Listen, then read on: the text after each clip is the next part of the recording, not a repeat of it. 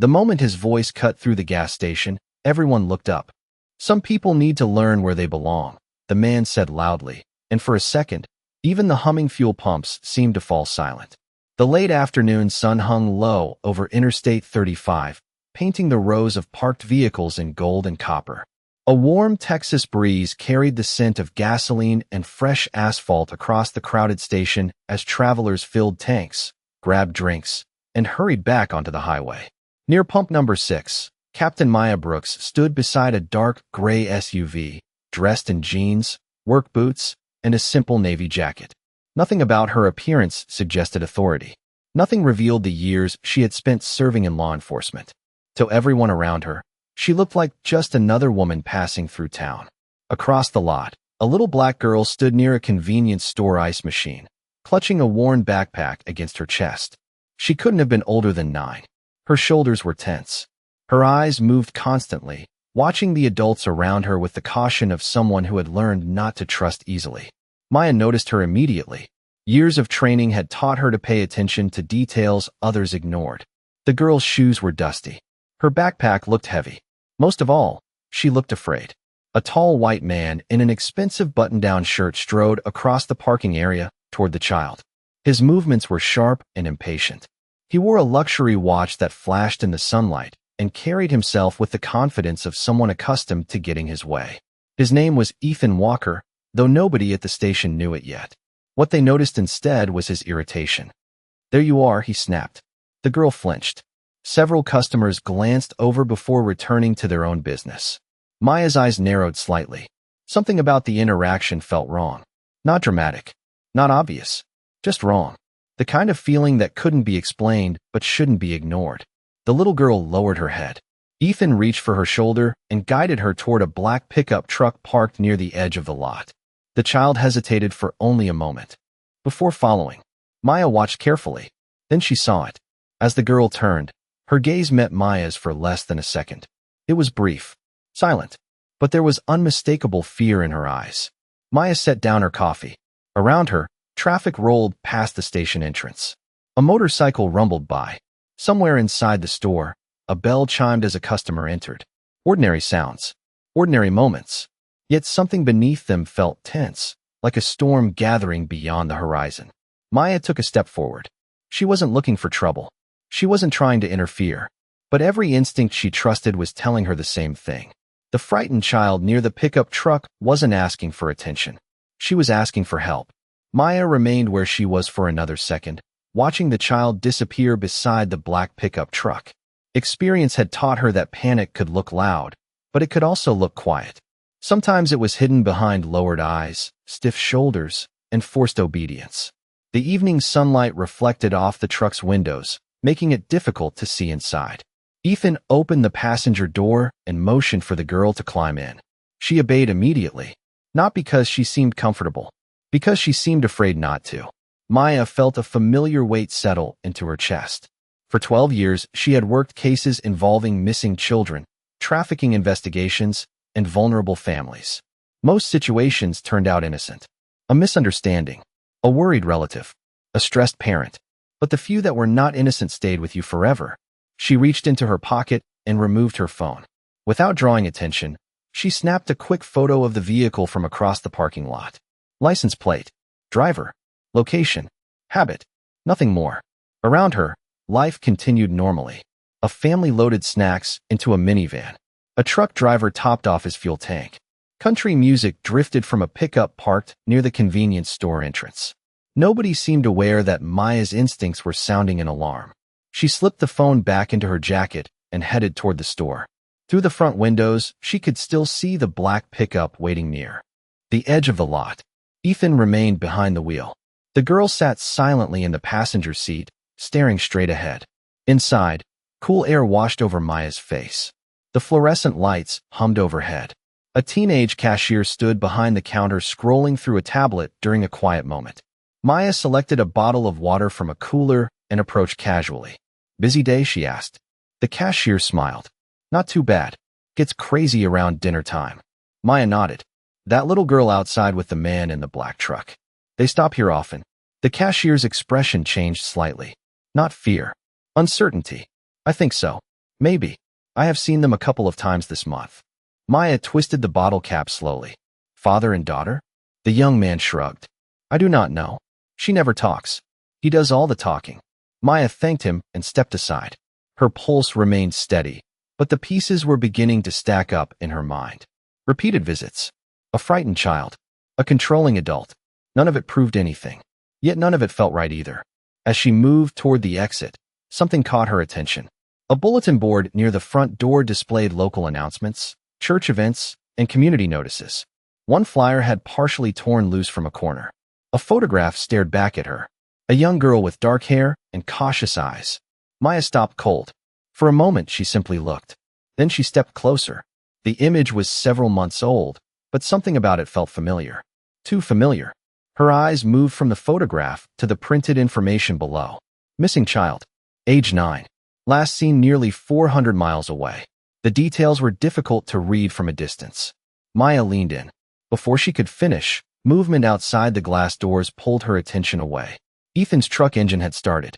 The vehicle began rolling toward the station exit. Maya glanced back at the flyer, then back to the truck. The child turned her head slightly toward the store window. For the briefest moment, her eyes met Maya's again. This time there was no doubt. The look was not curiosity. It was a plea.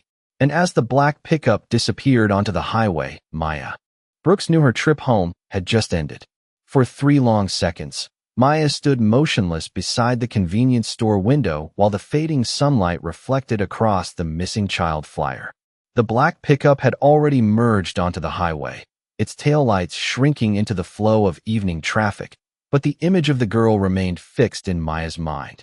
She pulled out her phone and quickly photographed the flyer before stepping outside. The warm air felt heavier now. Across the parking lot, the ordinary sounds of the gas station continued uninterrupted. A family laughed near a minivan. A truck driver carried a coffee the size of a small bucket toward his rig. Somewhere a car radio played classic rock. Yet to Maya, everything felt different. Her instincts had transformed concern into purpose.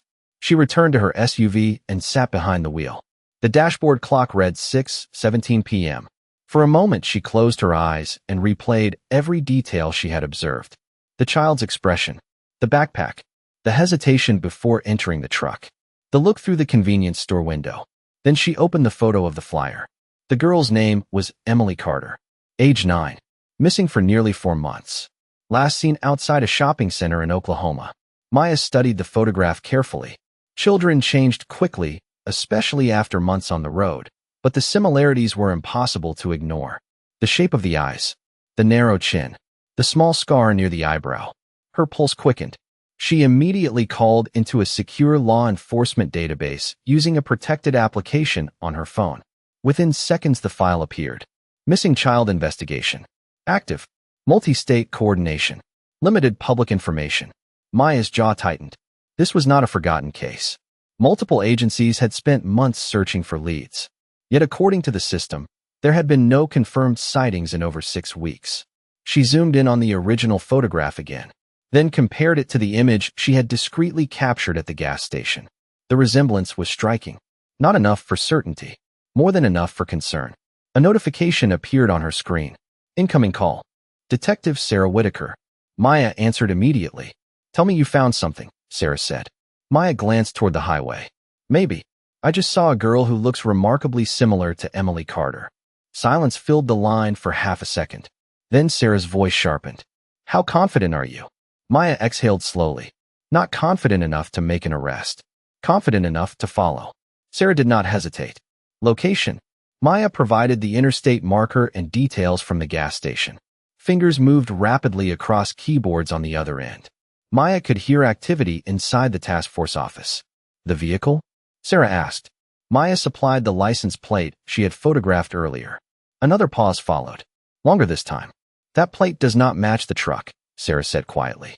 Maya felt a chill despite the Texas heat. What do you mean? The registration belongs to a utility trailer in Arkansas. Maya stared through her windshield. Traffic streamed past in steady waves of red and white lights. A fake plate. A frightened child. A man who appeared increasingly suspicious by the minute. The pieces were beginning to connect. Sarah, Maya said carefully, I think this is bigger than a routine sighting. The detective's voice lowered. Then do not lose them. Maya started the engine. The SUV rumbled softly beneath her.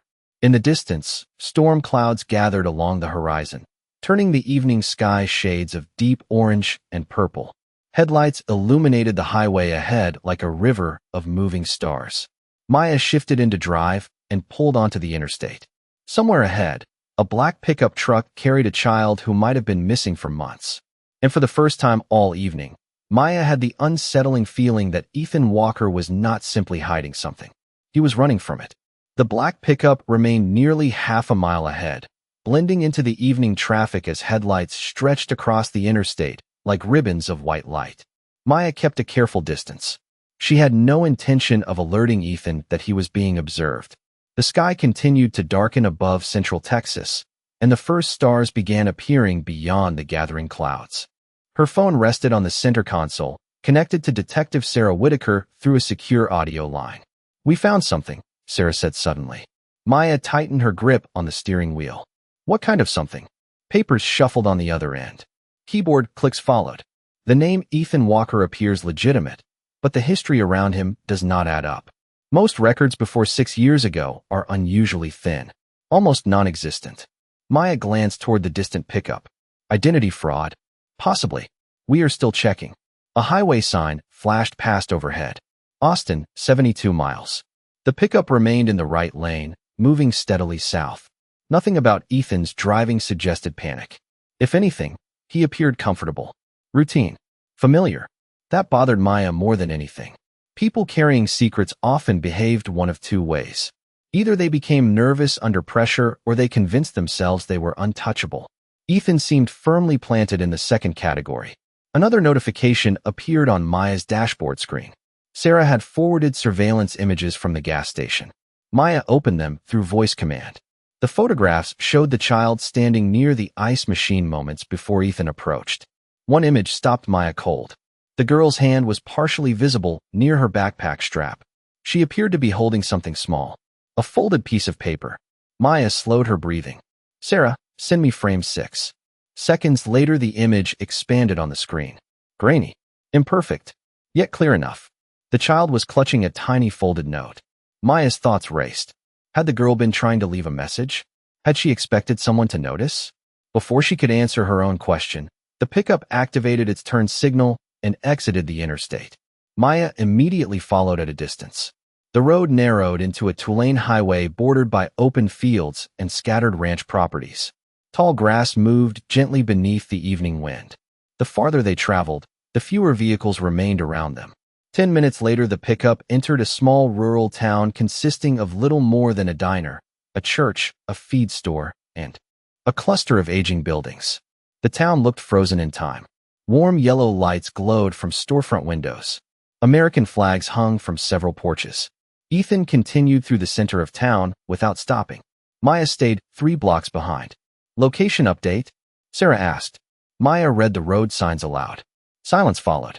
Then Sarah spoke carefully. "Maya, that town sits less than 20 miles from a property connected to an ongoing federal investigation." Maya felt her pulse quicken. "Connected how?" "We do not know yet. The property belongs to a shell company. Multiple ownership transfers. No clear business activity. We flagged it months ago, but never had probable cause." Ahead, Ethan's pickup turned onto a narrow road lined with oak trees. The truck disappeared briefly behind shadows before reappearing farther ahead. Maya followed. The deeper they drove, the quieter everything became. No stores. No homes. No passing cars. Only darkness and the sound of tires moving across pavement. Then she saw it. A large iron gate standing at the entrance to a private property. Ethan's truck slowed. The gate opened automatically. As the vehicle disappeared beyond it, the child briefly turned toward the rear window. Moonlight caught her face for only a second, long enough for Maya to recognize the same expression she had seen at the gas station. Fear, hope, and the desperate look of someone praying that help had finally arrived. The iron gate closed behind the pickup with slow mechanical certainty, leaving Maya parked beneath a cluster of oak trees nearly 200 yards away. She switched off her headlights immediately. Darkness settled around the SUV, broken only by moonlight reflecting across the windshield and the distant glow of lights deeper inside the property. For several seconds, she sat silently, studying everything she could see. The estate stretched across dozens of acres. A long gravel road curved through open land toward a large main house positioned on a low hill. Several smaller structures stood nearby. Storage buildings, garages, utility sheds. Nothing appeared unusual at first glance. Yet Maya had spent enough years in investigations to recognize when appearances were designed to look ordinary. Her phone vibrated. Sarah Whitaker again. "We found the property owner," Sarah said. Maya listened carefully. "Who is it?" "That is the problem. We cannot find a real owner. Every record leads to another company. Every company leads to another address. Somebody spent years making this place invisible." Maya continued watching the distant house. A porch light flickered near the entrance. Shadows moved briefly inside one of the windows. "How fast can federal support get here?" she asked. Sarah exhaled. "Best case? 90 minutes. Maybe more." Maya checked the time. Nearly 8 o'clock. 90 minutes felt like an eternity. "I am not going in," she said before Sarah could object. "I just need eyes on the situation until backup arrives." The detective hesitated. "Be careful." Maya ended the call and reached for a compact pair of binoculars stored beneath her seat. Through the lenses, details emerged from the darkness. 2 vehicles parked near the main house. Security cameras mounted beneath the roofline. Motion lights covering the driveway. Whoever operated this property valued privacy. As Maya scanned the grounds, movement near a second-floor window caught her attention. A small figure appeared briefly behind the glass, then disappeared. Her heartbeat quickened. She adjusted the focus. Moments later, the figure returned. A child. The same child from the gas station. Emily stood near the window, looking into the night. The distance made facial expressions impossible to read, but Maya immediately recognized the backpack. Emily remained there only a few seconds before a curtain closed across the glass. Maya lowered the binoculars slowly. The child was definitely inside. The confirmation transformed suspicion into certainty. Somewhere beyond those walls was a missing girl who had spent months beyond the reach of every investigator searching for her. A cool wind moved through the trees. Crickets chirped in the darkness. Far away, thunder rolled across the Texas sky. The peaceful sounds contrasted sharply with the tension growing inside Maya's chest. Then something unexpected happened. A side door opened near the rear of the house. Ethan Walker stepped outside carrying a cardboard box. He crossed the yard toward a detached building located farther from the main residence. Maya raised the binoculars again. The detached structure looked older than everything else on the property. No visible windows. Heavy reinforced doors. Security lighting. Ethan unlocked the entrance and disappeared inside. 20 seconds later, he emerged empty-handed. Maya's instincts sharpened instantly. Whatever was inside that building mattered. Very few people carried boxes into isolated locked structures after dark unless they were hiding something. Before she could think further, another movement caught her eye. A second vehicle was approaching the property from the opposite direction. The headlights swept across the road before slowing near the gate. Maya leaned forward. The vehicle was unfamiliar. Dark-colored. Unmarked. The driver entered a code at the keypad and the gate opened without hesitation. Whoever was arriving had permission to be there.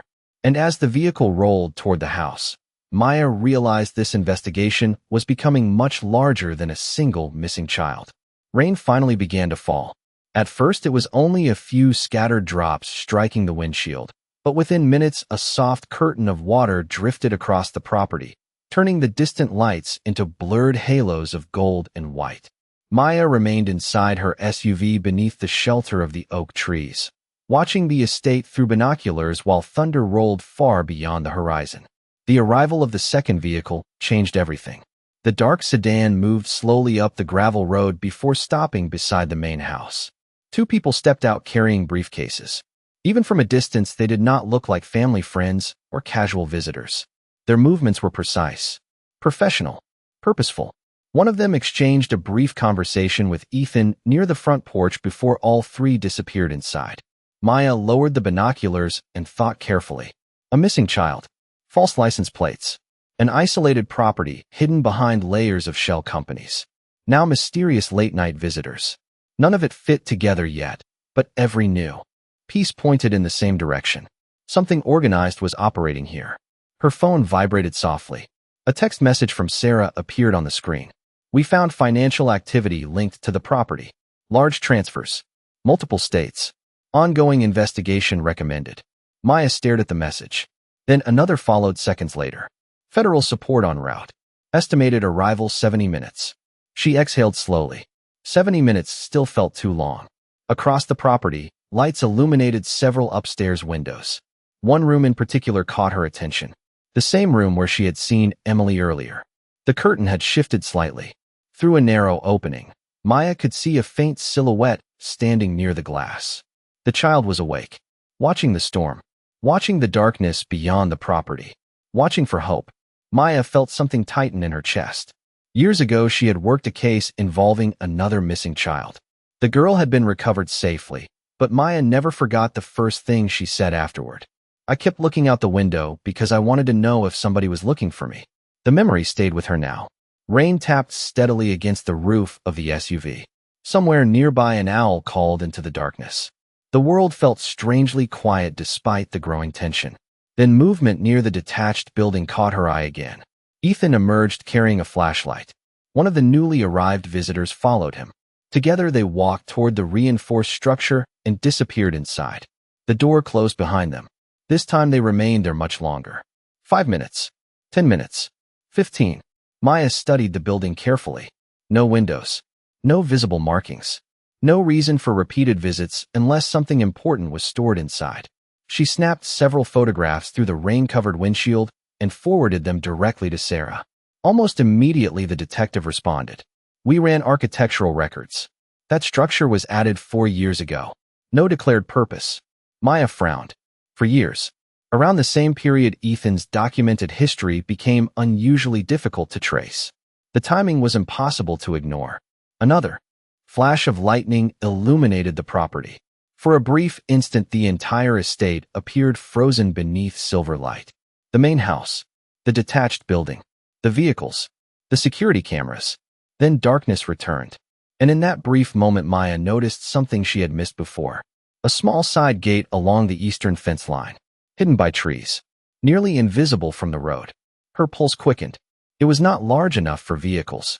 Only people. The kind of entrance designed for discretion rather than convenience. Maya reached for her binoculars again. As she focused on the narrow gate, she noticed fresh tire tracks in the mud nearby. Recent, frequent, deliberate. Whatever was happening on this property was not confined to the main entrance. And as thunder echoed across the Texas countryside once more, Maya realized the estate was beginning to reveal its secrets one piece at a time. The breakthrough arrived at 9:43 p.m. Maya almost missed it. Rain continued drifting across the windshield while she reviewed the photographs taken throughout the evening. Hundreds of details filled the images. Security lights, vehicle positions, building angles, reflections. Most revealed nothing. Then one photograph stopped her cold. It had been captured when Ethan and one of the visitors entered the reinforced structure. In the background, partially hidden by rain and darkness, stood a white delivery van near the eastern side gate. Maya immediately zoomed in. The image became grainy but still usable. A faded company logo remained visible on the side panel. She forwarded the photo to Sarah. Less than 3 minutes later, her phone rang. Maya, listen carefully, Sarah said. Her voice sounded completely different. Tense. Focused. That company does not exist anymore. Maya sat upright. What do you mean? It shut down 3 years ago. The registration was canceled. Every vehicle was supposedly sold at auction. Maya stared toward the property. Then why is one of their vans sitting behind that gate? Because the company was under federal investigation before it disappeared. Silence filled the line. Rain tapped softly against the glass. Maya felt her pulse quicken. Investigation for what? Sarah exhaled. Child transportation contracts. Missing documentation. Unverified destinations. Several cases were never resolved. For several seconds, neither woman spoke. The pieces that had seemed disconnected all evening suddenly began locking together. The hidden property. The shell companies. The fake license plate. The isolated child. The abandoned transportation company. None of it felt random anymore. Maya opened another photograph. Then another. Her eyes moved rapidly across the screen. She was no longer looking at separate clues. She was looking for a pattern, and then she found it. Every vehicle arriving at the property followed the same route. Through the main gate, around the eastern side of the house, near the detached building, close to the smaller gate hidden among the trees. The movement repeated again and again. Deliberate, organized, predictable. Sarah, Maya said quietly, I think the detached structure is not storage. What do you think it is? Maya looked toward the building in the distance. A single security light glowed above the entrance. I think it is the center of whatever operation is happening here. Thunder rolled again across the countryside, this time closer. Lightning briefly illuminated the property. During that flash, something unexpected happened. The curtain in Emily's room moved. A small hand pressed against the glass. Maya immediately raised her binoculars. The child remained there only a moment before stepping away. But she had left something behind. A piece of paper taped to the window. Maya adjusted the focus carefully. Rain distorted the image. Distance fought against clarity. Yet eventually the words became visible. For simple words written in large letters. Not my father. Maya's breath caught. The world seemed to stop. Every uncertainty vanished in an instant. Emily was communicating, confirming, reaching out to anyone who might be watching. Maya quickly photographed the message through her binocular lens and sent it to Sarah. Seconds later, the detective replied. Federal team redirected. Emergency response authorized. The rain continued falling. The property remained quiet. Inside the house, lights glowed warmly as if nothing unusual existed behind those walls. Yet everything had changed. Ethan Walker was no longer simply a suspicious man traveling with a frightened child. Emily herself had revealed the truth. And somewhere beyond the darkness, sirens that could not yet be heard were already moving closer. The first signs appeared as distant flashes of blue and red reflected against the low clouds beyond the horizon. They were still miles away, hidden by darkness and rain, but Maya knew what they meant. Help was coming. For the first time that night, she allowed herself a slow breath. Inside the estate, however, nothing suggested that anyone realized the situation had changed. Lights remained on inside the main house. The vehicles stayed parked. The detached building remained sealed. Everything looked calm. Too calm. Maya kept her binoculars trained on the second-floor window where Emily had left her message. The paper remained taped to the glass, illuminated by a nearby lamp. For simple words. Not my father. Those words had accomplished what months of searching could not. They had transformed a suspicion into evidence. Her phone vibrated again. Sarah Whitaker's name appeared on the screen. Federal teams are 15 minutes out, Sarah said. Local units are establishing a perimeter farther down the road. Maya nodded, even though Sarah could not see her. Any update on Ethan? Papers shuffled on the other end. More than one. We finally identified the real person whose identity he appears to be using. The actual Ethan Walker died 6 years ago. Maya stared toward the house. Rain rolled down the windshield in silver streams. So who is the man inside? We still do not know. Maya lowered the phone slightly. Somewhere inside that house sat a man who had built an entirely false life. A false name, false records, false history. Yet despite all the deception, one thing had exposed him. A frightened child refusing to stop hoping someone would notice. Suddenly movement erupted near the detached building. The reinforced door opened. Several people emerged carrying boxes toward one of the parked vehicles. Maya immediately photographed everything. The activity felt rushed now, different from earlier, almost as if someone inside had sensed that time was running out. Another vehicle started. Headlights swept across the property. Maya's pulse quickened. Sarah, something is changing. Hold position, Sarah replied instantly.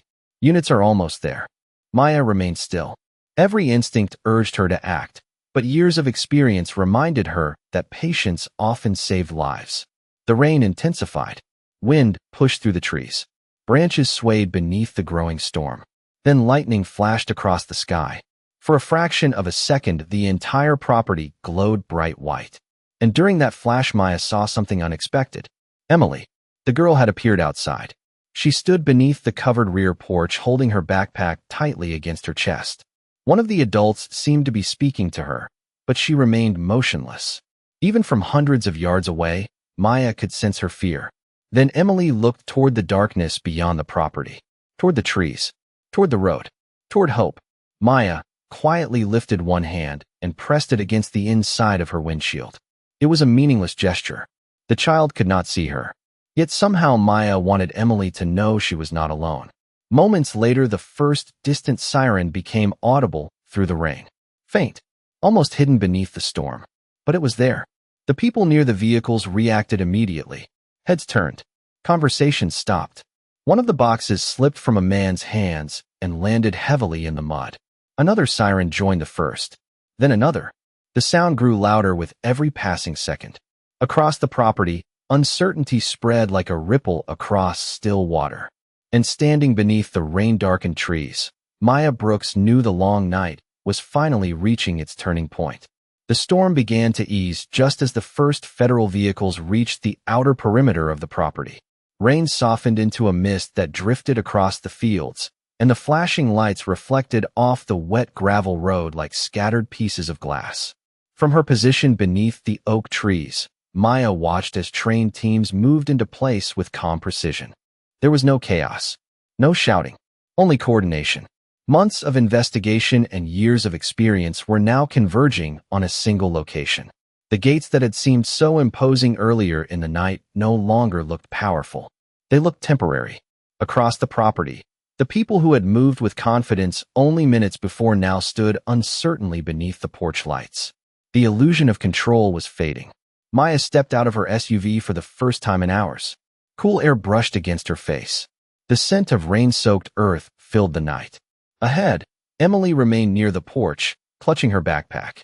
One of the responding agents approached her carefully and knelt to speak at eye level. The child hesitated only a moment before nodding. Maya felt a quiet sense of relief wash through her chest. Sometimes the most important victories happen without dramatic words. Sometimes they happened in a single moment when a frightened child realized she no longer had to carry fear alone. Her phone rang. Sarah Whitaker. Maya answered immediately. "It is over," Sarah said softly. "The property is secure. Multiple investigations are about to be reopened." Maya looked toward the main house. The windows glowed warmly against the darkness, but the place no longer felt mysterious. Secrets often seemed powerful while they remained hidden. Once exposed, they became evidence. "And Emily?" Maya asked. Sarah paused. "She is safe." Maya closed her eyes briefly. Those two words were enough. Safe. The goal that had guided every decision since the gas station. Safe. Across the yard, Emily suddenly turned. Her gaze found Maya, standing near the tree line. For a second, neither moved. Then the girl lifted one hand. A simple gesture. Small. Quiet. Yet it carried more meaning than any speech ever could. Maya returned the wave. She did not need recognition. She did not need gratitude. Knowing the child had a future again was enough. The clouds continued breaking apart overhead. Patches of starlight appeared between them. One by one, the emergency vehicles began reducing their lights. The urgency of the night slowly gave way to something calmer, something steadier. As agents documented the scene and investigators coordinated their next steps, Maya walked toward the edge of the property where the road disappeared into the darkness. She thought back to the gas station hours earlier. A frightened child. A feeling she could not ignore. A decision to pay attention when others might have looked away. So many lives changed because of that single choice. The world often celebrated power, titles, and authority. Yet the truth Maya had learned throughout her career was much simpler. Real change usually began with compassion, with noticing, with refusing to ignore another human being when something felt wrong.